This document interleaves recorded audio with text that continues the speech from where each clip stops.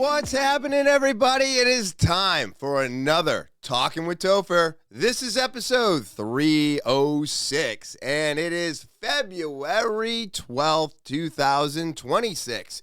And I'm so glad to have all of you back week after week. So let me start off the way I always do, by saying thank you. That's right. Thank you to all of my subscribers. You're the reason I keep coming back. You want to subscribe? You're new? Checking it out? Subscribe. Hit that button. You want an opportunity to tell your story or be a guest on this podcast? TALKIN with Topher at gmail.com. It's the official email of the podcast.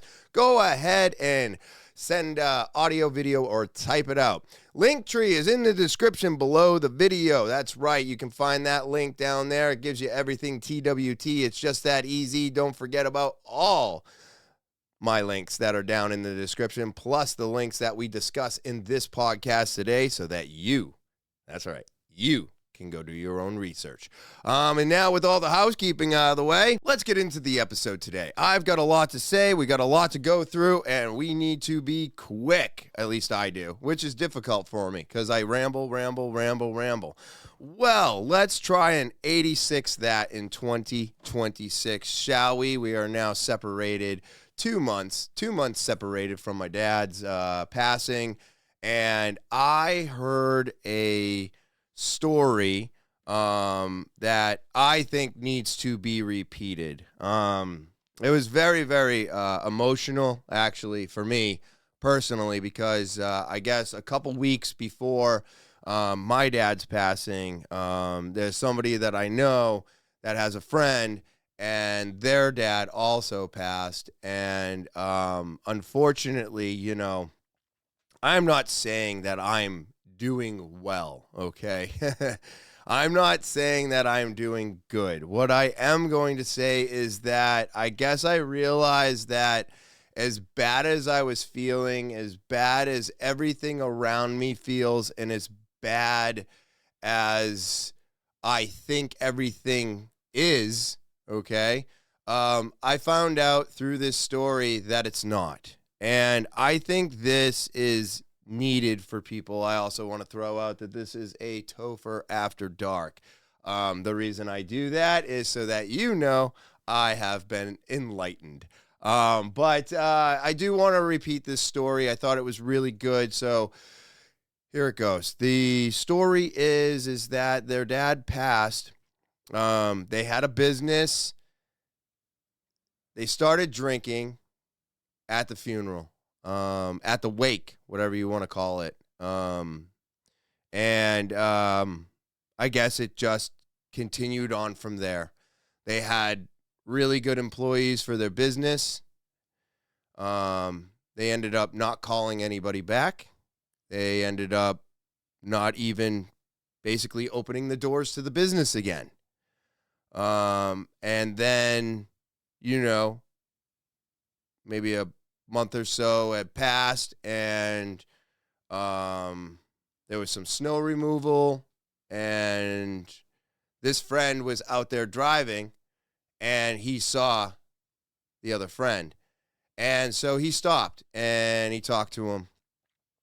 And, I guess the alcohol had taken over, and just not doing good mentally, physically, or emotionally.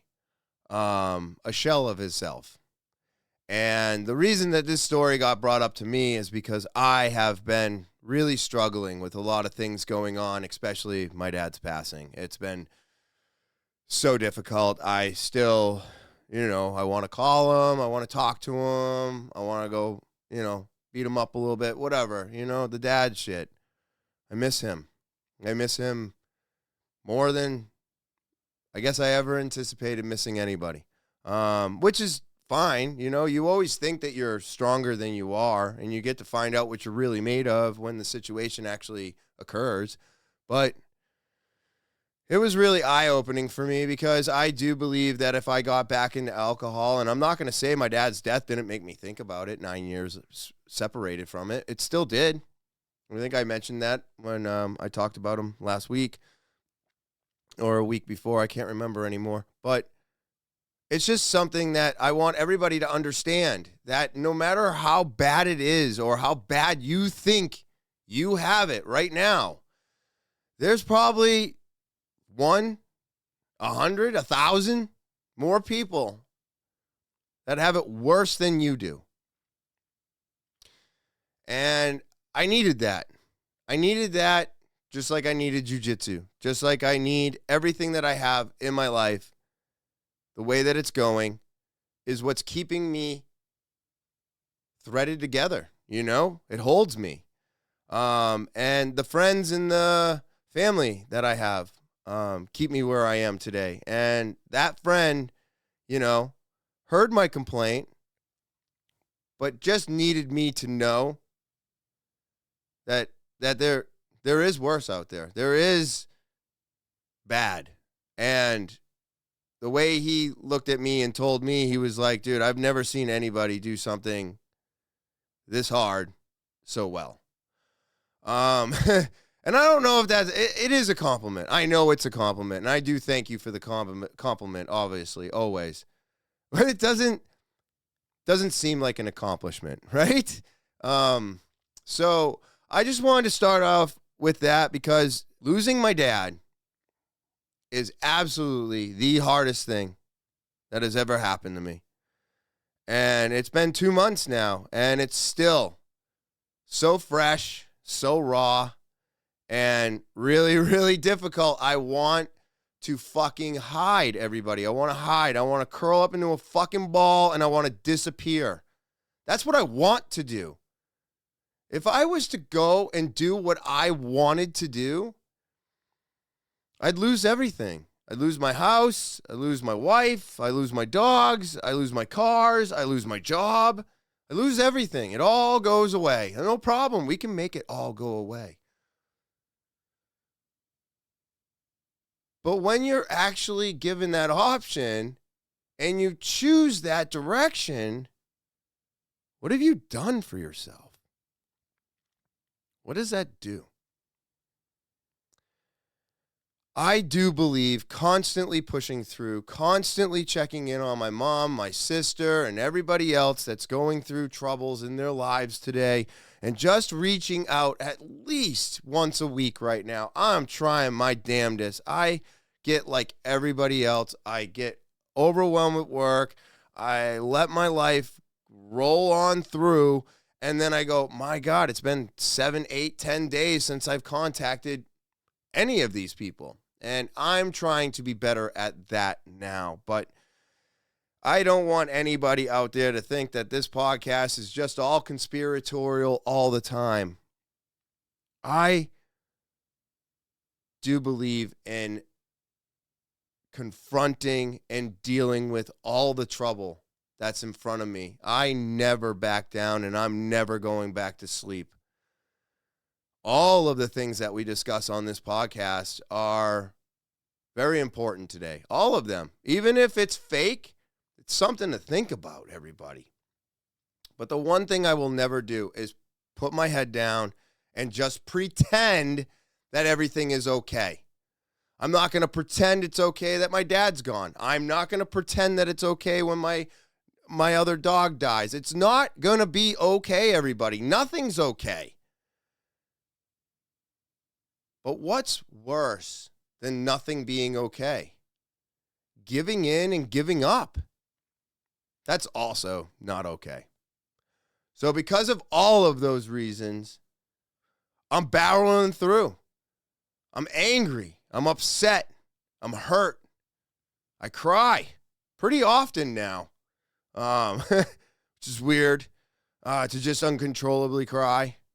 Never really had to deal with that for quite some time. But it doesn't make me any weaker of a person. All of this shit, all of it that I just said, makes me stronger.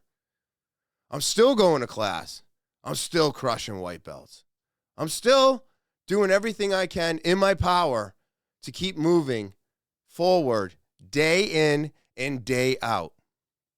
And that's all this podcast has been about since day one. It's getting through those hard, troubling times that are supposed to crush us as humans. supposed to crush us.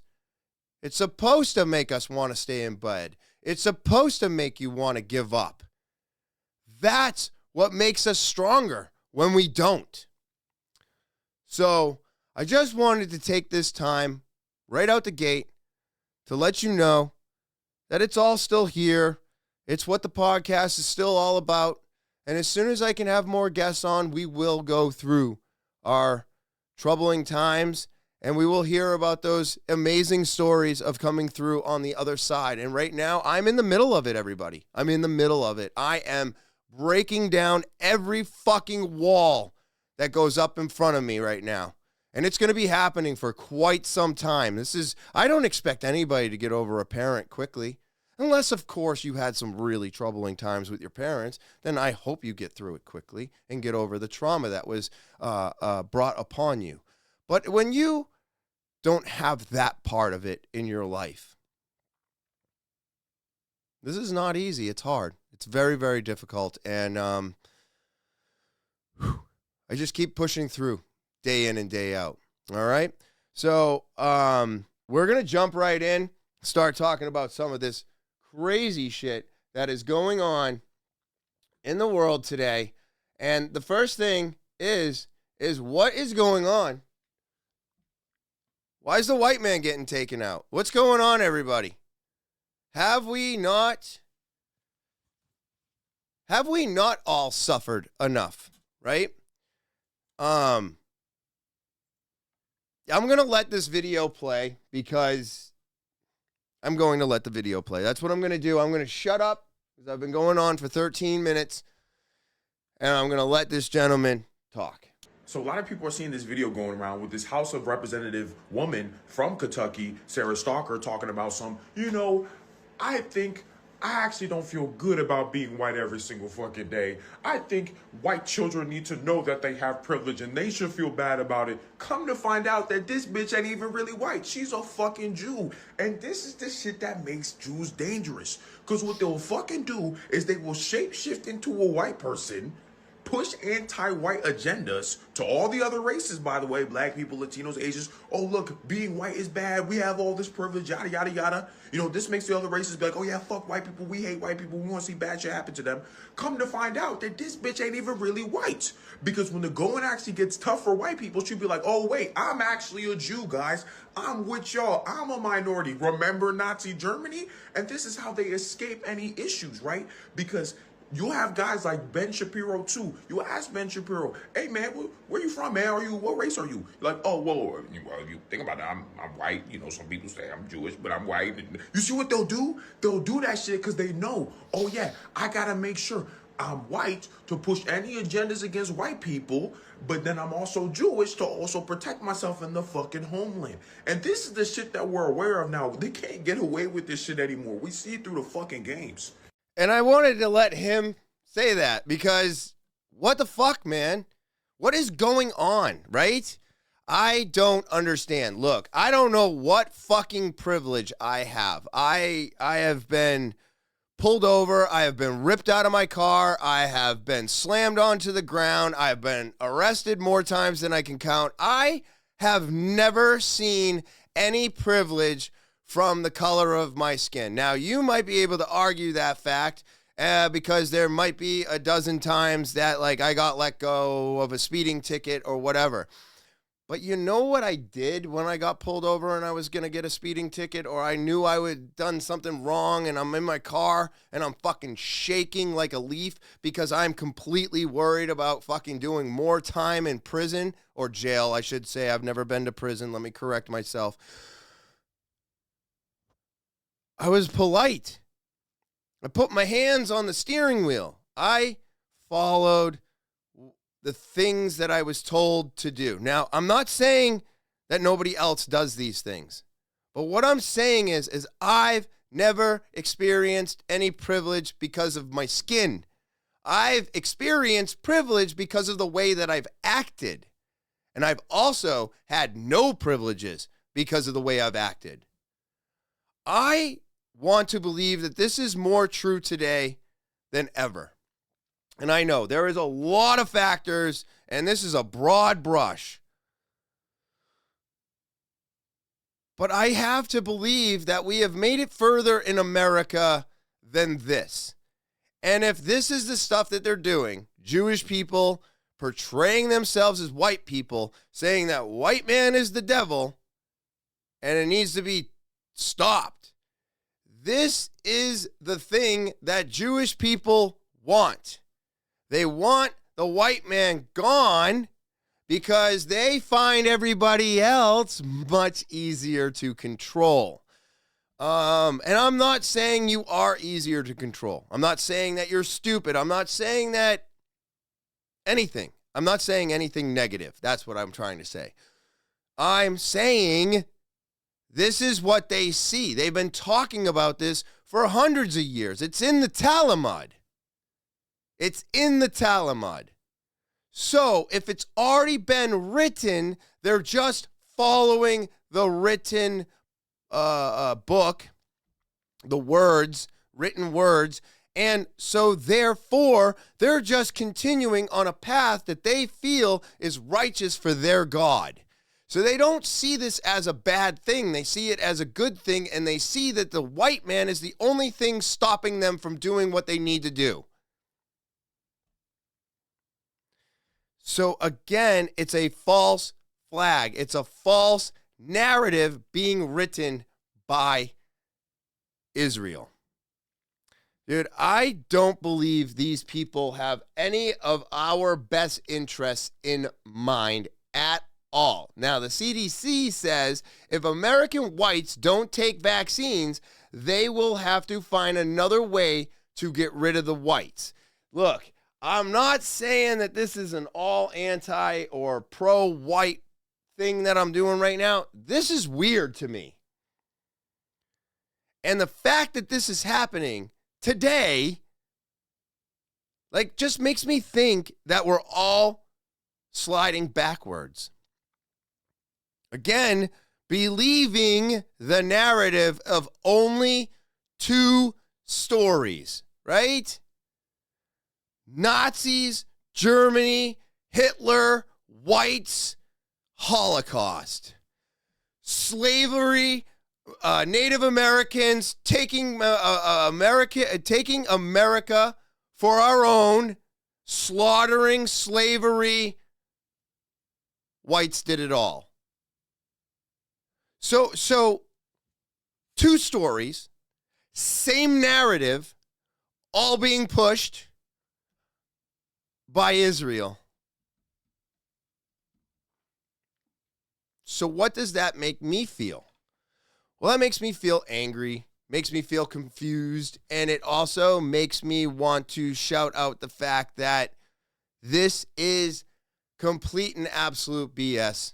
It's garbage, everybody. It's garbage. It's another way for them to pin ourselves against each other so that we're not focusing on the bigger picture, which is the simple fact that Israel wants everything. So let's check this out real quick because this is wild to me. And if this is real, this is nuts. The solution. Every study published in the last 5 years, when you look at vaccine refusers, I'm not talking about, hesitants, most of them we can talk into coming to terms, but refusers. We'll just get rid of all the whites in the United States because Houston is the most diverse city in the entire United States. There's 7 Asian languages. So that's it. That's their solution, everybody. We are the only ones denying and turning away the vaccinations. So if we get rid of the white race in America, we can get everybody to take our vaccinations. We can get everybody to do what we want. Like I just said, I'm not lying to you people. This is the narrative of across the board. They find everybody but the white people. Hey, I'm not saying this. They are. I'm reiterating it for everybody else out there to fucking hear it. This is insane. If we were saying this about Mexicans or Italians or Germans or British, redheads, fat people only. Like, just pick a group of people. If we were saying it about any other fucking group of people, transgenders, blue hair, pink hair, fucking they, them, pick a group. Pick a group that would offend you to the maximum, get you so upset that they were isolating these people, saying that if we get rid of these people, we can control all the rest of them. Doesn't that in general just bother you? It really bothers me. It doesn't bother me that they're picking the white race, even though it does. But it's not like I'm super upset because they picked the white race. I'm super upset because they picked a race. They find everybody else what? What do they find them? How are they coming to the conclusion that they're going to be able to control other people better than they can control the whites? Technically, they can't control the whites at all, so they have to get rid of them, which is why they like interracial marriages and interracial relationships, because, again, more brown babies, knocking out the white race. It's all been implemented to be this way. So I think that is more interesting and hides more of the truth within itself than anything, right? It's crazy to me. So next, we got Putin. Putin is kicking out the Rothschilds? Right here. He said the criminals of Israel are next, which woohoo! Yes, Israel is the fucking enemy. They are the enemy. They are the bad ones, all right? So my next one is more expansion on the fact that Russia is kicking out the Rothschilds, because I think this will fuck the World Economic Forum. They need everybody to be on the same banking system in order for their world domination to actually take a foot. If Putin knocks out the Rothschilds, knocks out the federal banking system,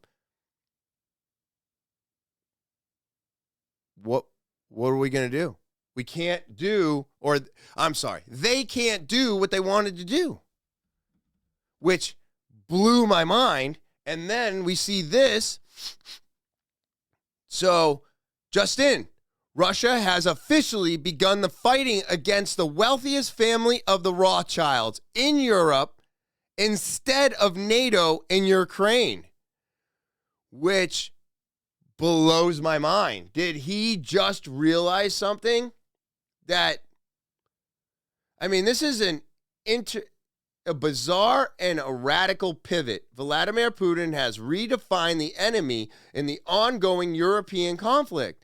State media is now reporting that Russia is shifting its operational focus from fighting NATO in Ukraine to dismantling the financial influence of the Rothschild family and the Western banking elite in Europe. What? The narrative shift two critical strategic goals in 2026. This is wild, everybody. If this is true, I'm not against this. This is what I thought Trump was going to do. So, is this like the best news of 2026 right now? Knocking down the Rothschilds. Because let's take a quick little glimpse into the past here. Russia, Mongolia were technically Tartaria. The China Wall is technically built backwards.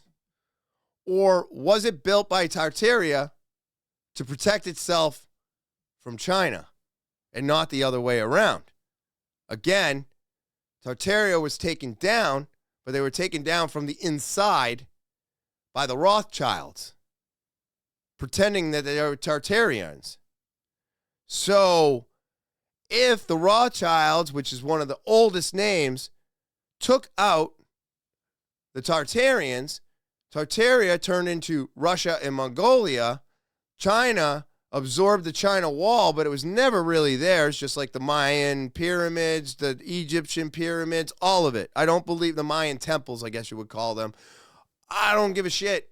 None of the history we were taught in school is real. It's not. It's all fucking fake, everybody. It's all fucking fake. This is real.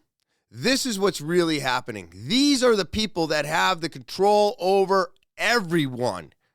And for some reason, Putin is taking it to the next level. Now, let's listen to Tucker expand on this a little bit more and a little bit better than I could in this nice 30-second clip. I thought this was just interesting. And now he points to the early 2000s when Putin moved against the oligarch class. So has Putin been doing this for quite some time now? I don't know. But this also could be why he wanted Ukraine back. Yes, it was part of the Soviet Union, but is he thinking bigger picture? Is he thinking that he actually wants to bring back Tartaria itself? Because that would mean absorbing Mongolia again. So that'll be very interesting. I don't know if all of this correlates. I don't have all the dates. That's why I said we're just going to put it in a peanut shell for now. Feel free to break that shell open and expand on all of that. But let's listen to Tucker. And whatever you think of Putin, he's bad. Putin got that under control. And Russia in 2026 bears no resemblance whatsoever to Russia in 2000, the year Putin took over. And one of the main changes he made is he kicked the money changers out of the temple. He did. Sorry. Everyone else has forgotten that, ignores it. He kicked the oligarchs out, or he brought them to his side. You can't act independently of the national interest. Sure, you can become a billionaire, but some of it has to go to the country. So, I mean, if he already kicked them out, dude, that's crazy. I think this right here, fuck, man, probably one of the best things I've heard so far. This is what I believe needs to happen. I really do stand behind. I hope everybody listened to the podcast about the Federal Reserve and how it's not even, the federal part of it should not even be on the building because it technically is not a federal entity. Nobody can enter the federal bank. The federal bank just lends money and gets paid on interest and is not owned by the federal government. So it is its own thing that this whole country leans on, that literally it should not even have any power. It should not be there. So I don't know right off the top of my head how originally this came to be a thing, but whoever was behind this in the beginning is the reason we're in the troubling times that we're in. Now, I do want to go back and reflect on something real quick. I do believe I said in an earlier podcast that we were $1 trillion a day for the interest on our national debt, and that is incorrect. It is $1.1 trillion a year interest on our national debt that we pay out, which is 13% of our yearly budget. I apologize. I did get that wrong. That is insane, though, still. That 13% of our federal taxes before roads, infrastructure, buildings, schools, trains, buses, anything. 13% of that goes right to interest, which is money that was lent to us by the federal banking system, which, if you pay attention, they are printing money like crazy. and the interest rates are dropping. Do you know what happens when this gets put together collectively? Well, everybody, it's the collapse of the dollar. I'm telling you right now, that's all I'm going to give you on that tidbit. It's a long listen, but I am extremely and absolutely worried for all of our financial futures. This is crazy. I think Putin's doing good fucking work right now, man. Good fucking work right now for him. What the fuck, dude? Crazy. And we want Greenland. You know what I mean? We're worried about Greenland. We should be worried about the Israelis and protecting pedophiles. Hold on. Somebody else already said this. It's broadcasted all over the internet right now, and I'm going to throw it out there myself. Why is the U.S. government, why are you, Trump, President fucking Donald Trump, why are you protecting pedophiles? Why are you protecting Israel? And why are you not helping the American fucking people? Because that's what we need right now is your help. And instead, you just want gold and tacky bullshit everywhere. And you don't care how you acquire it, even if you crush all of us underneath you. And another thing, too. Look, everybody, let me get a little bit closer. If we actually had a king, everybody saying we don't have a king would be dead. Okay? So there is absolutely no way we have a king today, because all of you out there saying we have no king and going against what he's doing proves that we have no king, because you're all alive. But as for everything else going on, I am so confused. Trump, Donald Trump, the President of the United States, needs to bring all of the pedophiles into the ballroom and then execute them all. Anybody who touches a child does not deserve to breathe oxygen, as far as I'm concerned. I don't care who you are. I don't care who you are. That's what needs to be done. You need to stop sending all of our money all over the place and take care of the people here in America if you ever want to come out on top of this bullshit, dude. You're going to allow all the Democrats back into the House, and they're just going to fuck everything up again. So if that's what you're trying to do, because I do believe that's what Netanyahu is trying to do, right? There's always something underneath. But to follow or to help him in this direction is disgusting. It's toxic. And boy, oh boy, are you making sure that all of us are just angry with each other. So, again, doing exactly what Israel wants you to do. That's how I feel about the whole situation. Now, I talked about the gravity thing, right? Gravity is going to be leaving us August 7th.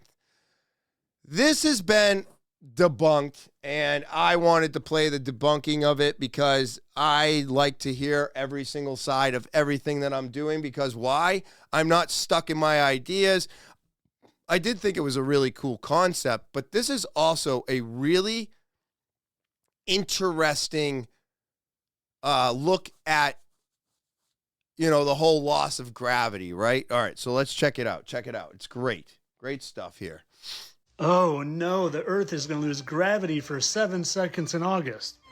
Do you want to know what's really going on? Well, I'm going to tell you, but first let's hear a little bit more about it from these podcasters. On August 12th, 2026, the world will lose gravity for 7 seconds. NASA knows. They're preparing, but they won't tell us why. November 2024, a secret NASA document titled Project Anchor leaked online. The project's budget is $89 billion. Oh my God. And its goal is to survive a 7-second gravitational anomaly expected on August 12th, 2026 at 14:33 UTC, 7:33 a.m. Pacific time. In the first 1 to 2 seconds, everything not secured will rise, including people, vehicles, animals. 3 to 4 second time span, objects will continue to rise to 15 to 20 meters. In the 5 to 6 second time span, panic and chaos will ensue as people hit ceilings. And after 7 seconds, gravity returns, everything falls from the height that it's at.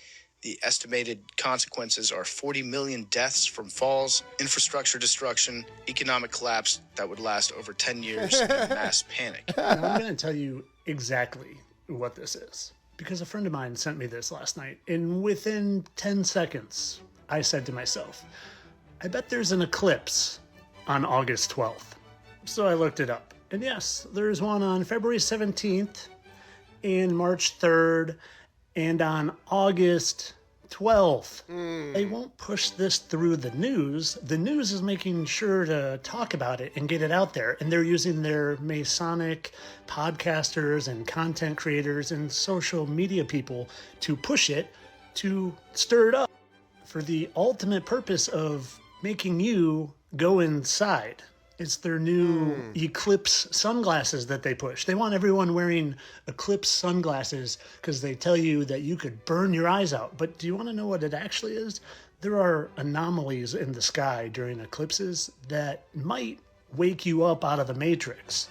It might clue you into the fact that where they tell you you live on a spinning ball isn't quite accurate. This is my backyard during the eclipse on April 8th, and you can see there's something there. You see it? That's not a lens flare. And you can see multiple layers of it. This is just a solar filter on during that same eclipse. Here's another example of it that you can see they're literally trying to block out with chemtrails. These are the lens flares. Those are not. That's something else. Yeah, what you're actually seeing is the sun shining through the layers of the firmament. And while the news isn't going to come out and tell you this, because when it doesn't happen, they lose all credibility, but they're going to push it to get it in the back of your mind to cause fear and cause you to be inside so you don't see the anomalies that are going to wake you up out of enslavement. And like I said, they use their little Masonic puppets to push this stuff because they can lose credibility. But the news, you can't let the news lose credibility. This was the podcast talking at the beginning. CCC, which is 333. There's an all-seeing eye there. That's Arian Foster, who was literally an NFL player. Sure, I trust what he says. Oh, and that's a 6, and that's a 6. And did you see when they were talking? Well, they didn't come up with that number. That was the number they're pushing. But do you see those bar stools? Couldn't help but notice how they also resembled some 3s to me. And make sure you have 2 of them. And it's not just about getting you inside so you don't see. No, it's also about generating fear. Because during those exact dates, the Lionsgate portal is going to be open. It's a very spiritual event. One of the best days in the entire world to manifest, 8/8 through 8/12. It's literally opening up the gates to the heavenly realms. The spiritual energy is unmatched. And what do they do to counter that? They generate fear to counter the potential spiritual awakening that we could all have. So like I said, they use... Interesting. I'm going to cut it there. We only got a couple more minutes of it, but it's already gone a little long in the tooth. But I find this shit to be very interesting, man. Look, hey, could Barstool be some Masonic, Mason-based fucking thing? I think so.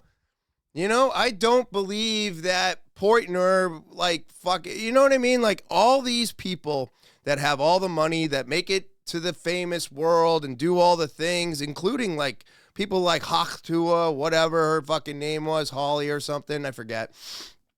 But at the end of the day, man, I feel like all these people come from somewhere. They're all part of something. They've all been brought in and told what they're going to do, and they thought that they were doing this thing, and it turns out that they're not doing anything except for being a mouthpiece for the Masons or the Rothschilds or Israel, whatever have you. They're just looking for mouthpieces. And the only people out here that are not mouthpieces are the ones that keep getting torn down or the ones that can't even make it anywhere. I think it's very interesting, kind of off script here, but my TikTok. I went on to my TikTok today to put up my social media like I do every Saturday to push the podcast, blah, blah, blah, blah, blah. And what did I see? I got 15 more subscribers on a video that got 0 views.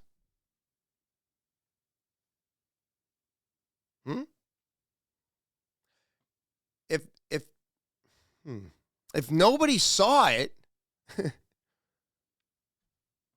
how did I get more subscribers? Because they saw old videos? Like, I just don't understand, I guess, how any of this shit works, because I'm fucking old, and I don't really care to understand how it works, because when you even try to understand how the algorithm or the social media works, it's fucking, they just change it tomorrow anyways. It doesn't matter. You see, what I'm getting at is that you can never really figure out how it works. It's supposed to be unmanageable in a sense. So what does that mean, right? What does that mean if you can never figure it out? Well, it means that we're just left guessing. Well, that's kind of what we're doing today, right? We're just guessing.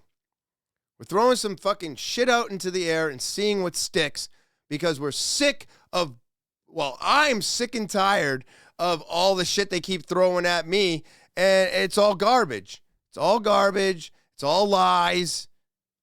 And I'm just looking for hints of truth there. And if Barstool is kind of the third eye, the 666, the CCC, it all adds up. 1433, 733, blah, blah. Just always the same exact shit. You know what I mean? So I think it's very interesting. I do think there's more to it. And now I do not believe that, I don't believe gravity is going to escape us or shut off suddenly. What I do think is I will be outside and I will be checking out that eclipse to see what they're fucking hiding from us. And if 8/8 to 8/12 is when this Lion's Gate is open and we should all be out there talking to God, then that's what we should be doing. Again, stay away from the church, everybody. I don't believe in establishments, but, I've always been told that there's something bigger than me. Now, I'm starting to get to the point that maybe there is. Maybe there is, man. And all they keep doing is trying to suppress us from experiencing it. So 8/8 to 8/12, dude, I'm going outside. Be outside all day anyways, working. So, if 8/12 is on a weekday, I'm going to be outside no matter what, digging a fucking hole. So that'll be very interesting. But I'm telling you right now, if it has anything to do with hiding things from us, get those glasses, go look at that sun, and check out all of the sky around you. Take pictures and see what you can see when they obviously don't want you to see something. All right, I'll be right back, everybody, real quick. All right, and I'm back, everybody. Wow, that's quick with editing, isn't it? All right, so this one here, FBI leaks Epstein tape proving Tom Hanks murdered children on Lolita Express. I have heard so many things. Look, everybody, it takes me a while to put some of this shit up on the podcast, but when it keeps circulating,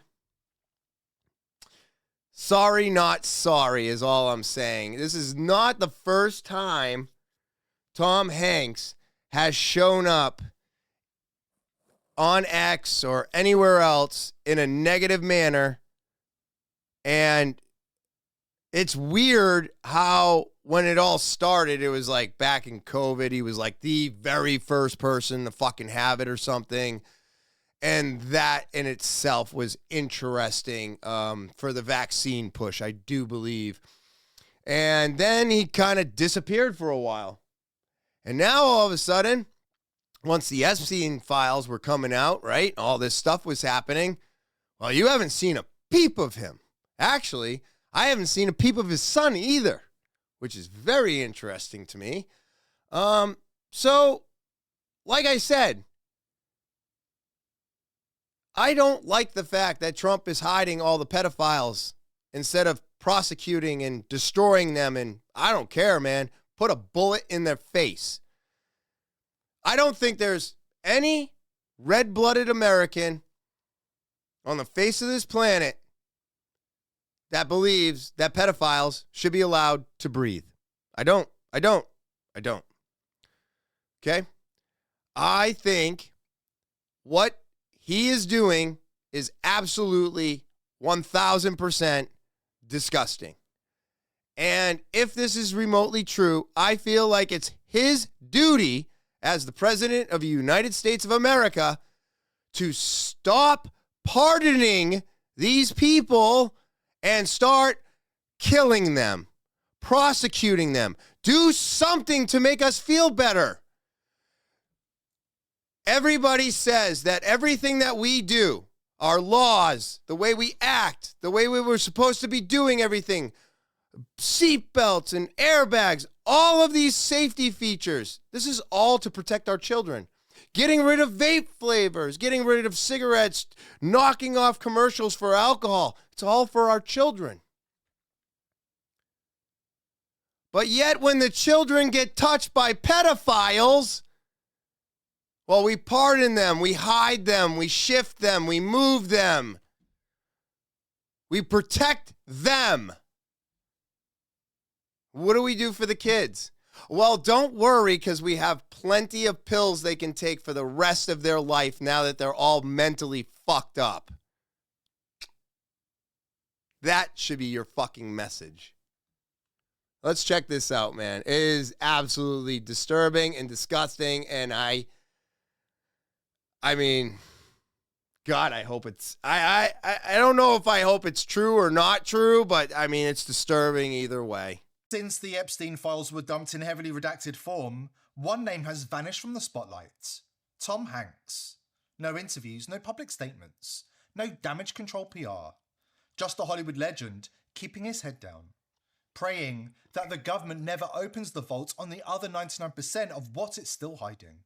Unfortunately for Hanks, leaked files, verified shocking and horrific, are circulating on the dark web, revealing that not only did Hanks fly on Epstein's private jet, he and Epstein tossed very young children into the sea when they were finished with them, discarded like waste. This is urgent information that can't be suppressed any longer, because when the public finally learns the truth about Hanks and Epstein's twisted bromance, the consequences won't just expose a Hollywood legend, they'll destroy the myth of who really controls the entertainment industry. Before we dive in, subscribe to the channel if you haven't already, and join the People's Voice Locals community to join our incredible community, support the channel, and gain access to exclusive and uncensored content. Tom Hanks' dark past is finally catching up with him.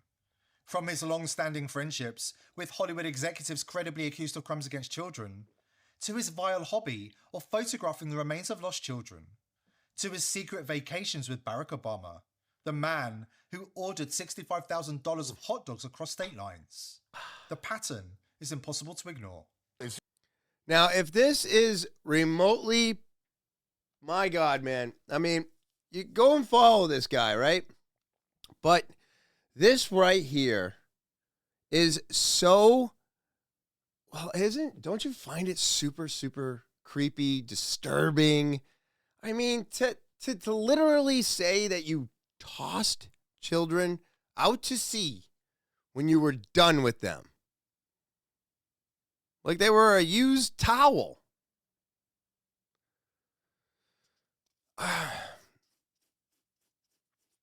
Look, I'm really, I'm more surprised at the person that is getting pointed out here than the acts that are being committed. I don't not believe that these acts happen all the time, day in and day out. There are probably hundreds of thousands of people a week that just disappear. You know, that maybe, you know, these body parts are being harvested. You know, people are given the option of death, you know, just because of financial reasons. Like, there are a lot of dark things going on today. And to sit here and say that I am surprised by these actions or these accusations, I am not. I am surprised at the person, though. But isn't it also interesting how it's always, absolutely 1000%, always the person that is supposed to be the nicest, the best, just the fucking person of persons. You know what I mean? Ellen, Tom Hanks, how many others? Oh, Bill Cosby. You know what I mean?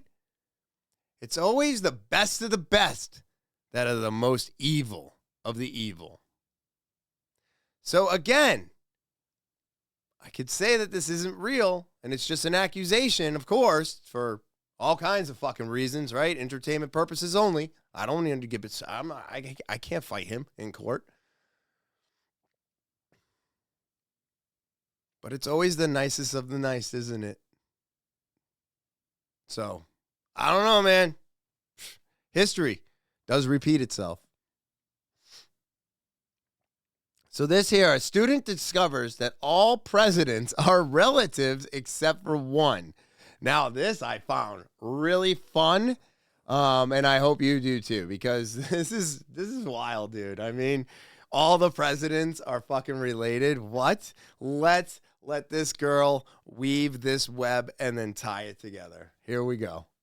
This is mind-blowing. A 7th grader spent her summer building a presidential family tree, and she discovered that every single United States president, with the exception of one, were all related. And all of them, every single one of them, are descendants of one single person, the former King of England, John Lackland, who signed the Magna Carta in 1215. Nobody had put this together before because most genealogists only focused on the male side of the family. But she went ahead and put together the male and female lineage of every single president and discovered that every one of them are related, except for Martin Van Buren. This is something that definitely makes you look at the big picture a little bit differently. Check this out. George Washington, Thomas Jefferson, William Howard Taft, and President Barack Obama.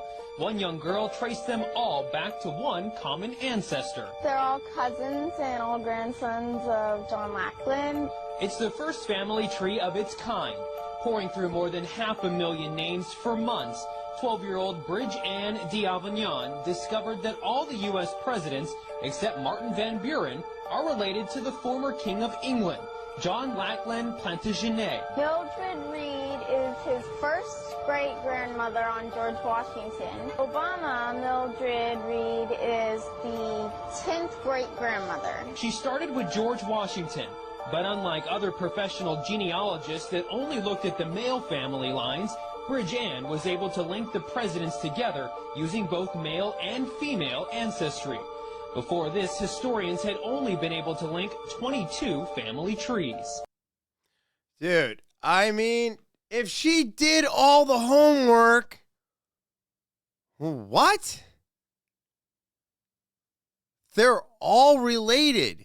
So basically, all I'm stating from this information is that all of this is set up and put into place, and the people in power are the people that are supposed to be in power always. That's all they've done. They've guaranteed the same fucking puppets being in the chairs all the time. Isn't that great? Isn't that great? So all they've done is written our future for us, because why? because the people that are going to be in the powers and in the chairs are the peoples that they want in the powers and the chairs. That's what they want. That's what they're going to get. And I mean, that's all the way from Europe, right? And what does Israel have to do with this? Because I'm sure they're embedded in there somewhere. There's a relative, there's something, or these guys know this already, and that's what they're trying to destroy. I don't know. But to have all of our presidents, except for one, be related, even Obama? Wow. So, my dog's outside. I got to go grab her. All right, well, she doesn't want to come in. It's like 4 degrees out, so I'm a little worried about her, but oh well. So I'm back, and we're going to get into this deportation thing. I thought this was very interesting, eye-opening even, on the deportation of people. So let's listen to this guy.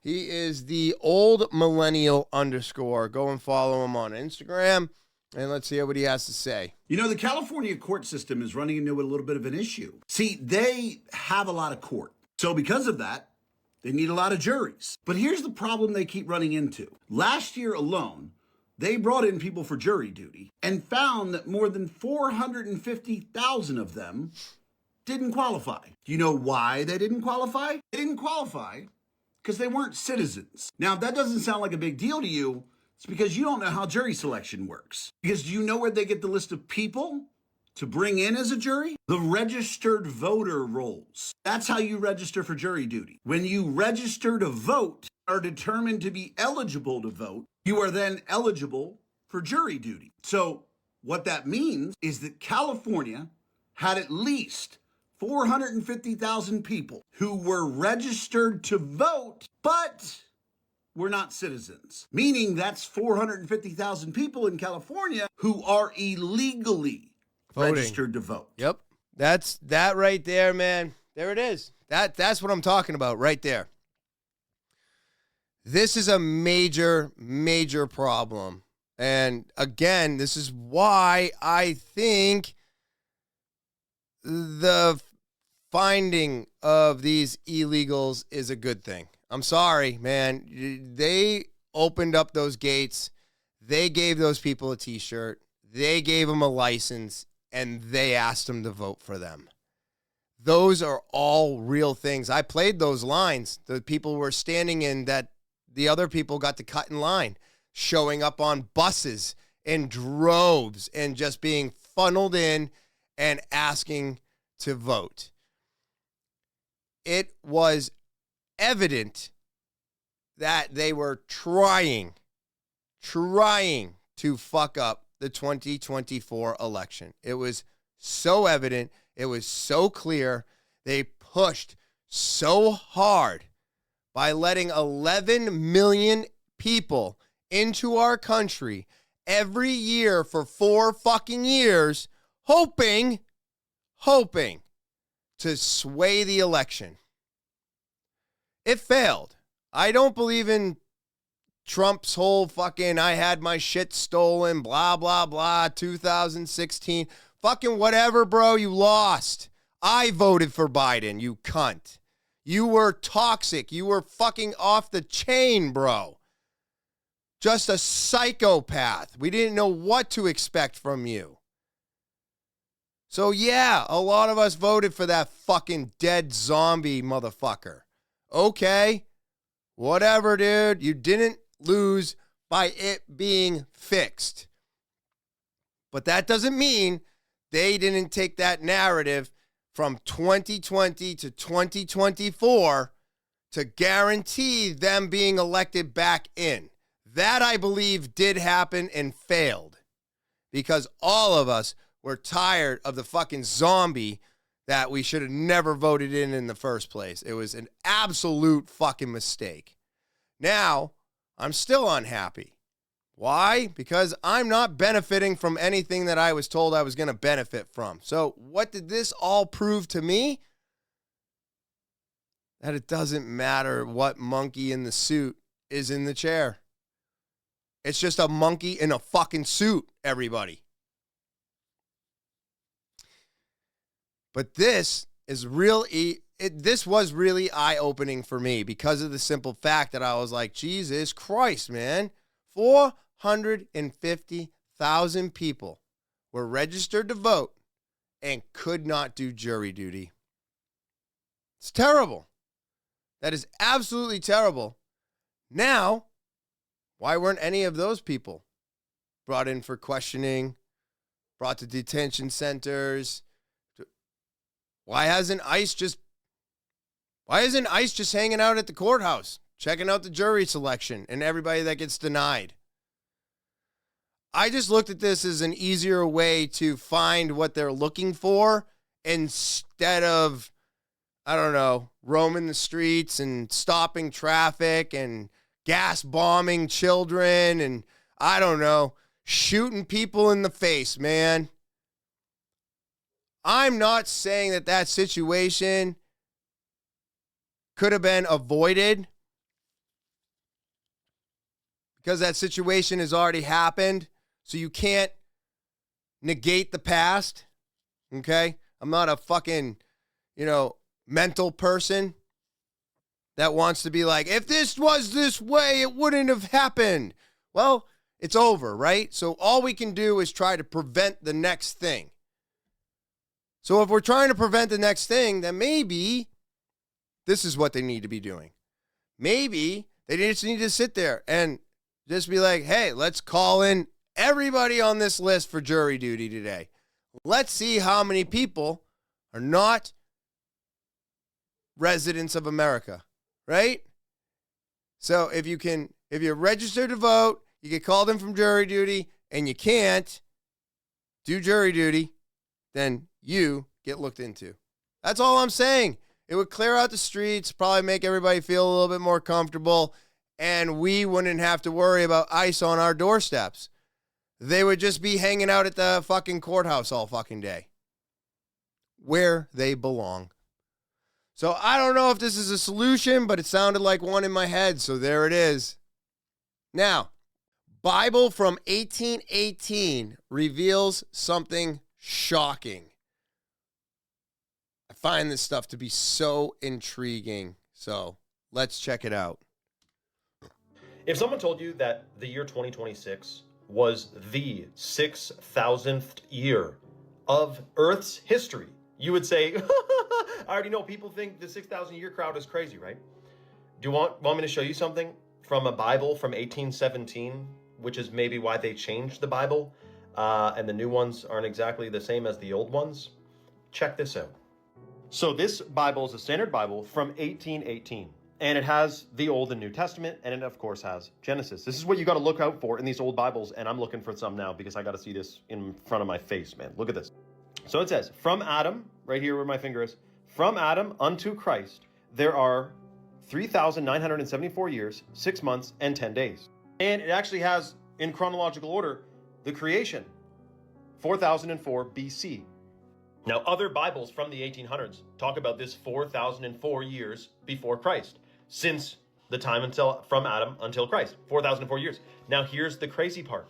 I just did some math. Look where we are. 4,004 before Christ to 1815, right, is 5789, 5,789 years, 6 months, and 10 days. Between 1815 and 2026, you have 211 years. That makes the year 5789, 6 months, 10 days, plus 211 years.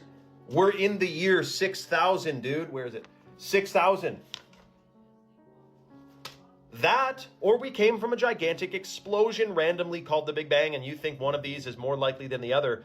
I happen to know one is definitely more likely than the other. You know, if you study iridology, I bet you this book talks about it. The study of the human eye. Did you know that your eyeballs, listen to this, this is actually shocking. Your eyes are holographic representations of your entire body. Because when someone has a problem going on with their liver, you can look at a part of their eyeball and you'll see the corresponding part of that eye that, it's energetically connected to that organ and represented by that organ. And so you can see someone's problem in their body in their eyeballs. It's called the study of iridology. And it is freaking shocking. You can tell so much about someone's health by their eyeballs. They show what's going on inside. Now, that's pretty crazy to be happening from a random chaotic explosion and a accident or a chance. Like I said before, you would never believe that a car would be built by the wind blowing components and metals around for billions of years, and it would make a car. Not in the slightest. But you think we were the result of random chaos and randomness over billions and billions of years? There's a bit of a scheme going on here. We will be discussing more about it, but let me know your... So, yeah, that's what I'm saying, dude. Like, this is crazy, dude. If we are actually in year 6,000, I mean, look, man, like I said, I've said this a few times now, but I'll reiterate it one more time. Because I don't think a lot of the stuff that's said can be said enough. Science is great.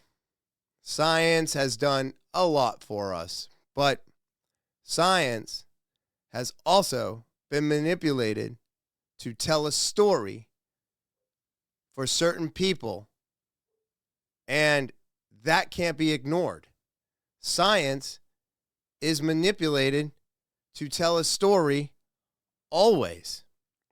So therefore, I don't think science is as real as maybe God at this point.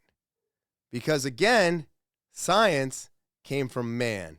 And anything coming from man, well, now, I love James Lee. I am a newer listener. He was fired from Breaking Point, and that made me want to listen even more. I love the things he comes up with. You will see more of his videos on this podcast. I'm just giving you fair warning. Him and Today-ish is a newer podcast that he's doing. I forget the woman that he's collaborating with, but I guess a lot of people actually think that she's very loud. But Today-ish, great podcast. They've been doing a lot more live ones. James Lee fired from Breaking Point.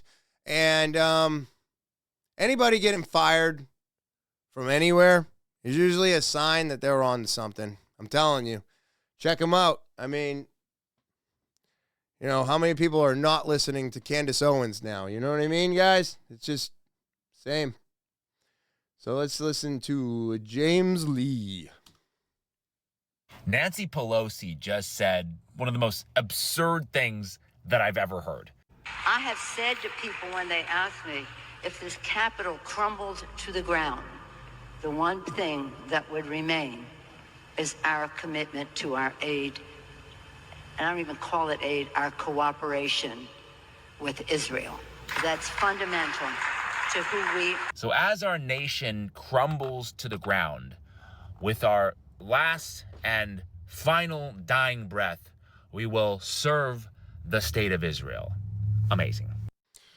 What the fuck kind of a message is that, huh? I hate that dinosaur, dude. I have never liked Nancy Pelosi. She is a fucking monster of a person who helped her husband fucking scheme the stock market and has more money than she would have ever made being in the position that she was in with the actual pay she was supposed to get. I am not standing behind Israel. I think they are the most toxic thing that we have attached to us today. Everything that they stand for is evil. And everything that America stands for today, by standing beside them, is for evil. And because of that, I do not agree. And I do not stand with Israel. I'm not happy with our government. I'm not happy with America itself right now. Everything is very confusing. Everything is wild and crazy. And I don't think there's one person that I've talked to in the last month that is feeling okay with the direction that we are going in. So we're all bracing on. We're all hoping for something, man. But I don't think it's coming, everybody. I think it's a very, very dark day for all of us. But you hear that, man. Nancy Pelosi, the fall of America with our dying breath. Israel. Fuck you. Fuck you. Now, oh man, I know I say that a lot, but I'm just moving from subject to subject. Let's see here. Oldie but a goodie. Just remember why God has persecuted Israel. Look, man, I don't have it out for them, but you know, we all have something in common. We're all very unhappy with the way things are going today. Jews do not feel safe today. We are a people that has been kicked out of every place we've ever lived for 2,000 years. Every single place. Well, the Bible actually says why. Aside from their obvious predatory lending practices, God also says in Zechariah chapter 8, verse 13, that there would be a curse among the heathen. This, of course, is due to the rejection and blasphemy of the Lord Jesus Christ, which is why God prohibited them from entering into the land in the first place. Hebrews chapter 3, verse 19 says, therefore they could not enter in, referring to the land, because of their unbelief. Now, their unbelief in the New Testament would result in God expelling them from the land in 70 AD via the hands of the Romans. On top of this expulsion, God also promised that they would be persecuted among the nations as a form of punishment. He threatens in Deuteronomy 28, verse 63, and it shall come to pass that as the Lord rejoiced over you to do you good and to multiply you, so the Lord will rejoice over you to destroy you and to bring you to naught, and ye shall be plucked from off the land whither thou goest to possess it. And the Lord shall scatter thee among all people, from the one end of the earth even unto the other, and there thou shalt serve other gods, which neither thou nor thy fathers have known, even wood and stone. And among these nations shalt thou find no ease, neither shall the sole of thy foot have rest. But the Lord shall give thee there a trembling heart, and a failing of eyes, and sorrow of mind. And thy life shall hang in doubt before thee, and thou shalt fear day and night, and shall have none assurance of thy life. This would explain the 109 countries. So when they say it's because they've been persecuted for the last 2,000 years, they're actually right. The difference is, it's God who's heading it up. And this is what I keep talking about. I do believe we are in some type of religious war right now. It's crazy, dude. Like, I have never, I thought I was atheist, and then I realized that atheists still believe in something as well. Like, we're, like, the people who actually believe that they're atheists, you're not. Which is interesting to me, because if you actually look up atheism, I think that's what it's called, it's still a belief in something. You had to believe in God to not believe in God anymore. Does that make sense to you? So when I started looking into my atheism, I started to realize that I still believed in something. It's not the complete 100% exile of any God. It's the fact that you had a God that you believed in that didn't do anything for you, so therefore you disbelieved, but the belief of God is still there. So my dad was incorrect about atheism. You can not believe in God, but you can't make yourself part of any group at that point, because all groups believe in something. So if you are true to not wanting to believe in anything, then you can't say you're atheist, which I found to be very eye-opening, which is one of the reasons I kicked atheism to the curb. Because I was like, wait a minute, it's still a belief in something. So everything is a belief in something. So if the church is evil, atheism still believes in God, and no matter what I do, I guess God is always a part of my life, then I just choose to ignore the church. And that's where I'm at now, and that's how I got there, in case anybody cares. But this shit, man, getting kicked out of 109 countries for all the same shit, pushing this fucking agenda on all of us, and everybody getting to the point where they're just like, no. And for some reason, America is just jumping in and being like, yes, yes. Why? Don't know why yet. I haven't figured it out. I mean, there's obviously an underlying reason that other people understand that I don't, but Man, it's disgusting, isn't it? That over and over and over again. And it's not like, you know, you get accepted, you get brought in, you get found out, and then you get kicked out. Same thing over and over again. So, I mean, I think this is a war on religion we are in the middle of right now. And I'm not sure, but I also do believe that this is something that needs to happen. Maybe we need to kick them out again. We need to be 110. If they've already been kicked out of 109 countries, we need to be country number 110. They need to go away. Netanyahu is poison. And I'm sorry, man. I think Putin's on to something. All right, so this one here is Unearthly Enigmas. And this is a look into Charlie Kirk's death. I think this is very interesting, and I am going to expand, on Erika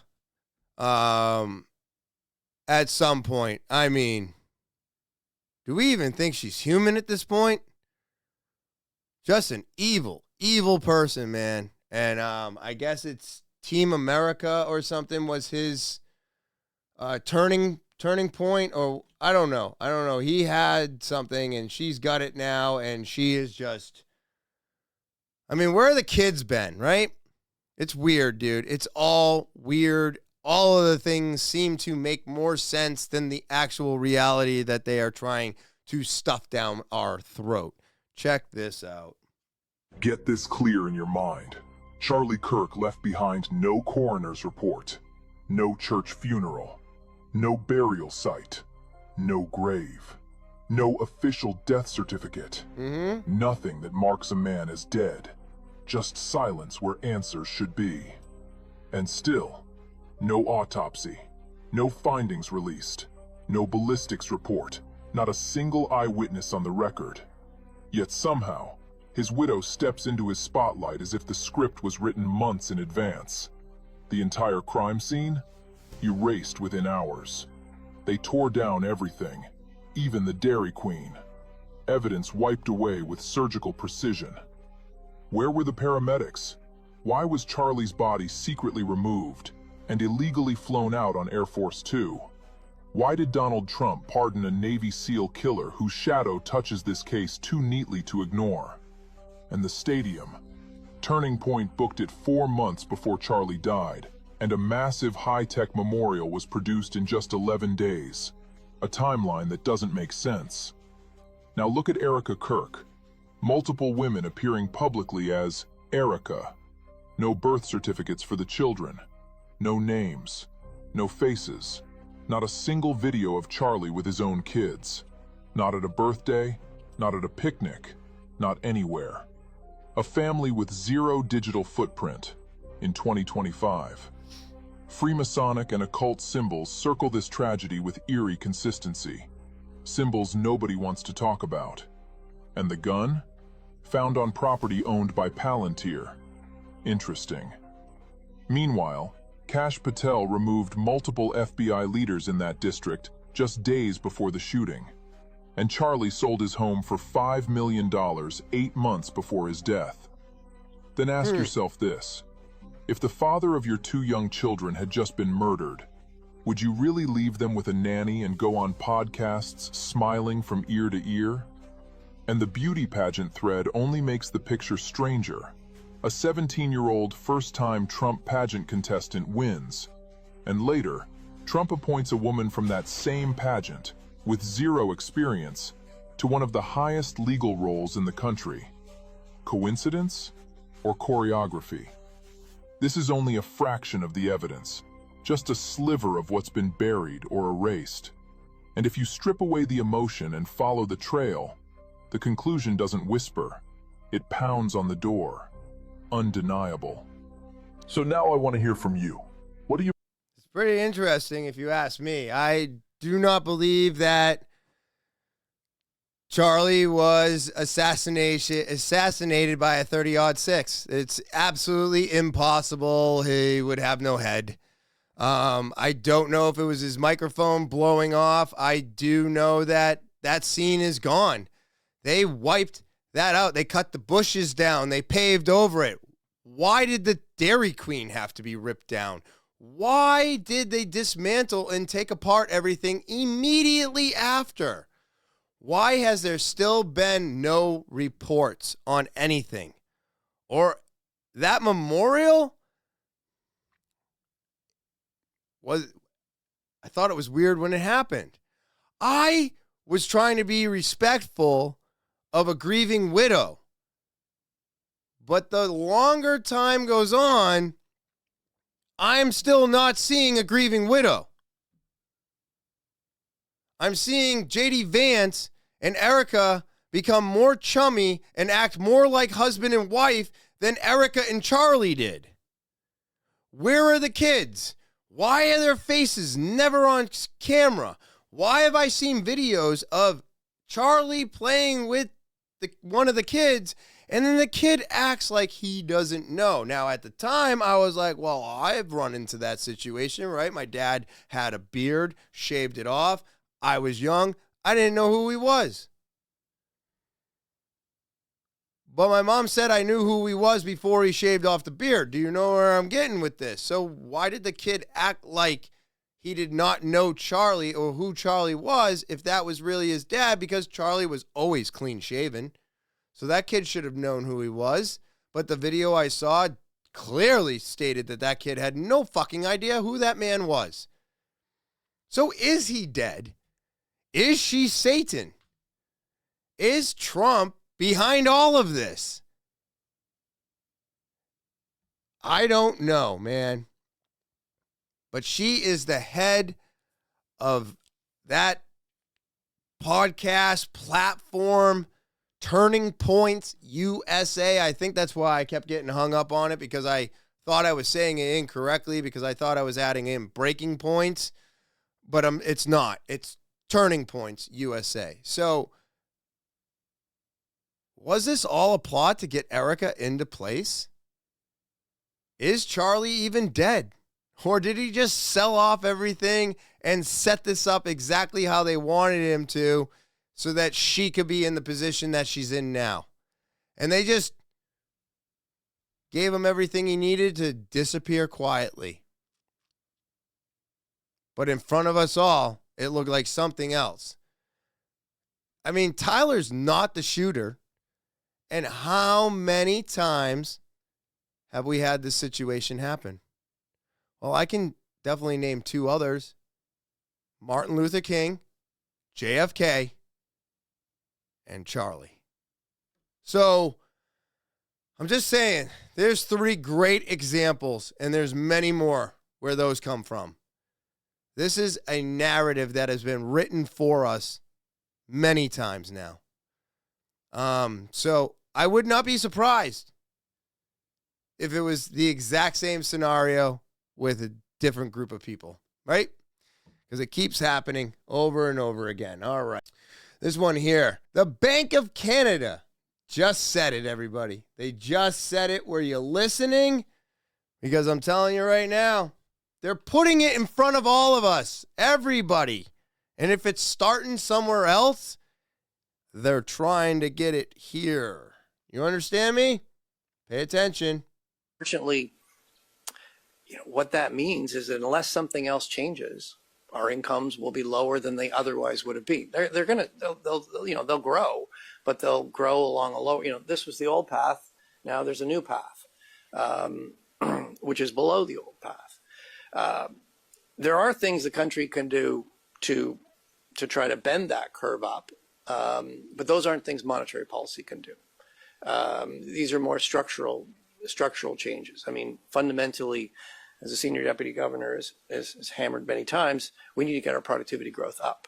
And if we can do that as a country, we can bend that curve up. So, I mean, I think what's most concerning is that unless we change some other things, our standard of living as a country, Canadians, is going to be lower than it otherwise would have been. So unfortunately, you all just have to live on a different bracket than me. That's it, man. Bank of Canada just said it. Canadians must accept their lower standard of living. Yep. Because right here, man, they're openly telling Canadians to live with being poor. It's the same thing that's happening here. The inflation is all supposed to be happening. The debt is supposed to be skyrocketing. The rates are supposed to be going down. And the money is supposed to keep getting printed. It's all designed for our demise. I don't know, man. The whole thing makes me so angry. This is exactly where I see America going. If not, we're already here.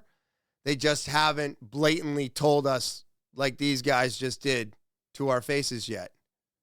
And you should be aware that it's all happening right now. And if you're the middle class, man, we are not going to know when stage 3 hits. But when stage 3 hits, the middle class will be destroyed forever. Forever. So here we go, man. They're starting to lock the cooler doors. This was done. Let me see here. I haven't seen where this is. I'm not sure. It is possible that this is in America. This is the occultcat.com. Cat Williams Decode. Enoch, tables, alchemy, masons, and more. But this I thought was very interesting to watch because this will be our future now. The only defense I have for this right here at this moment in time is the fact that he is trying to get an alcoholic beverage. I do not think that this would happen if he was going in there for a bottle of water. But it also could be an anti-theft. So it might have done the same thing for a bottle of water. But to completely dive in and just say that this is how life's going to be with the digital currency, the digital IDs, the things, I'm not 100% behind that at this moment in time. I mean, it's coming. It's coming. But I think this is to drive down theft and to stop sales to minors, because now if the clerk is no longer in charge of scanning your ID, the clerk is no longer held accountable for selling to somebody underage and not checking an ID. That helps the company not lose an employee, because I can tell you that many companies lose lots of employees for this reason. But again, this can easily be a switch that can be flipped for the main reason that we're all thinking about right now, which is absolute control over everything we do. And if you were to make a bad post, you scan your ID, they can still deny you a sale of anything, which is where we're going. Just don't think we're there yet. And I think this is more of, like I said, theft and age deterrent sales. But still very scary. Let's watch. What happened? They won't open. Can't you unlock? What do you have to do now? I have to do the ID to unlock it. No, well, what do you do? I don't know. Oh, over here? Yeah, every door's locked.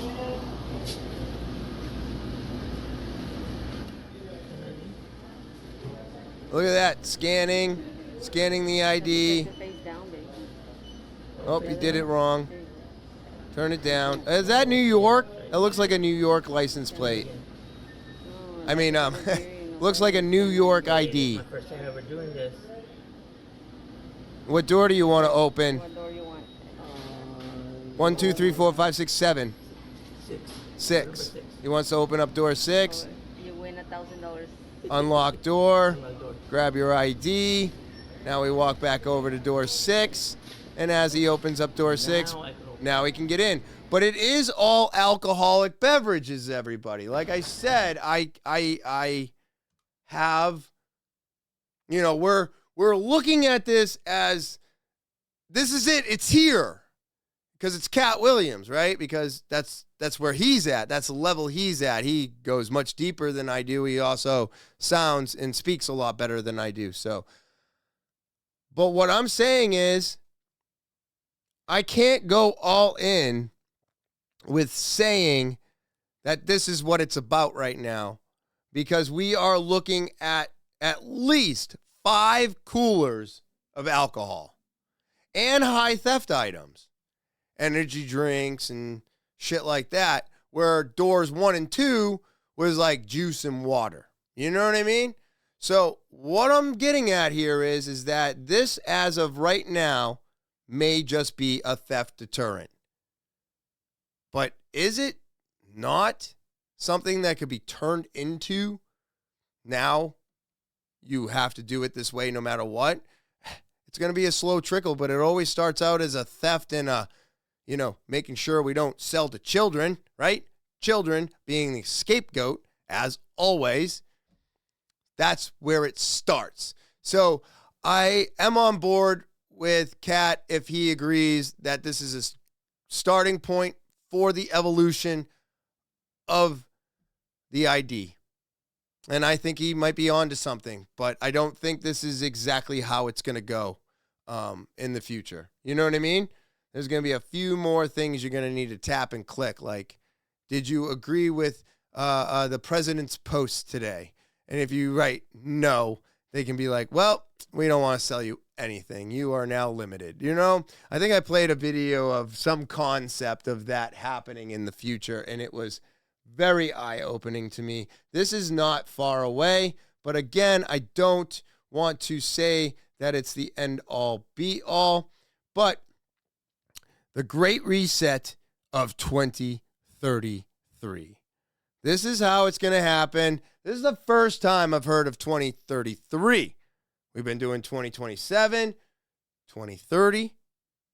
Great Reset of 2033. This is done by Beat the Reset. So go ahead, give a follow. Link is in the description below the video. Here, you've got to buy my new book and read the chapter 16 on hyper-Bitcoinization. The US Treasury created the Strategic Bitcoin Reserve and put Bitcoin as a strategic asset. So did Luxembourg's Wealth Fund and soon to be Deutsche Bank. Trump is part of the central bank system. Don't be under any illusion of that. He's created something called USD1, which is a stable coin, which will basically function alongside USDT Tether and USDC Circle. Stablecoin positions under the Genius Act will take over the position of the US dollar.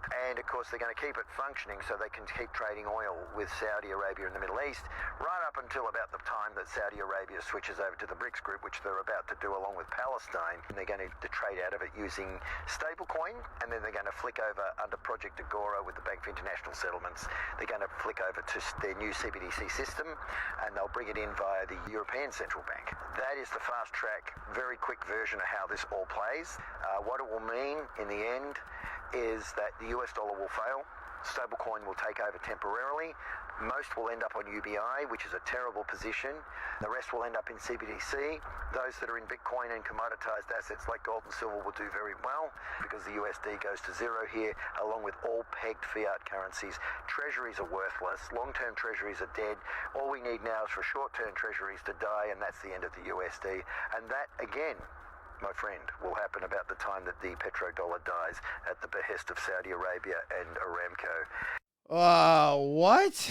Oh my God, dude. Like, I have been talking about this stuff now, and it is getting closer and closer, but I don't know if we just keep moving that goalpost.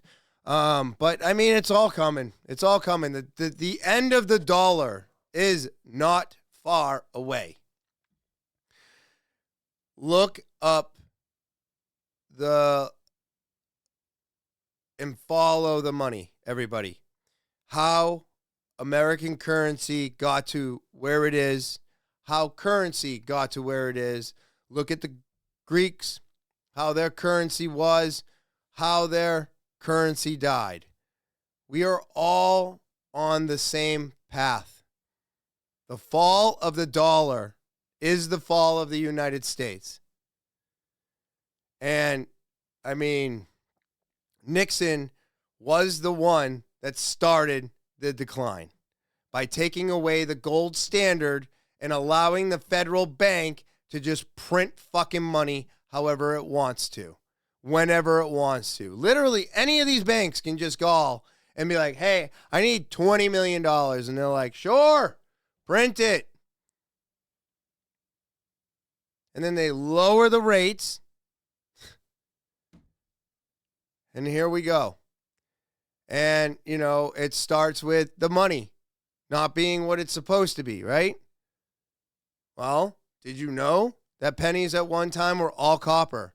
Did you know nickels, dimes, quarters were silver? They're not anymore. It's the same thing that happened to the Greeks' money. It was all silver. It was pure. Then they started adding metals into it, and they started cheapening it down. They did the same thing, and then the money devalued.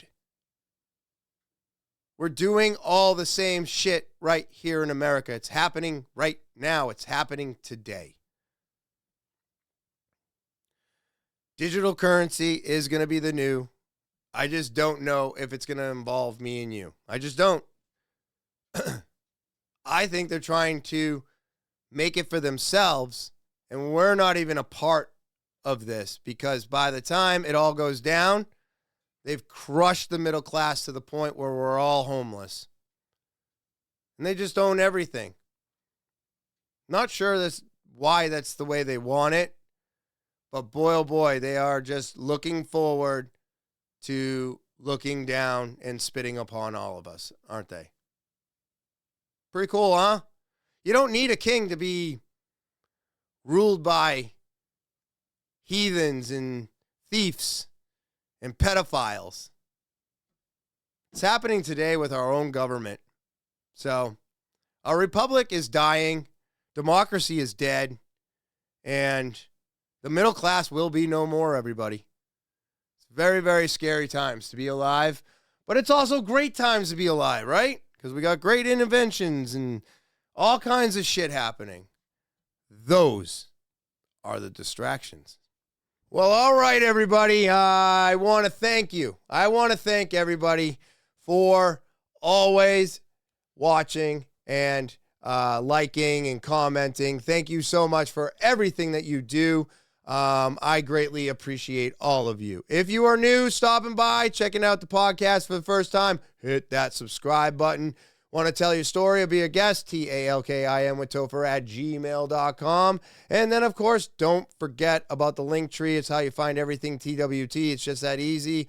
It is found in the description below the video, along with all of the links discussed on this podcast here today. Glad I got them out before they got deleted.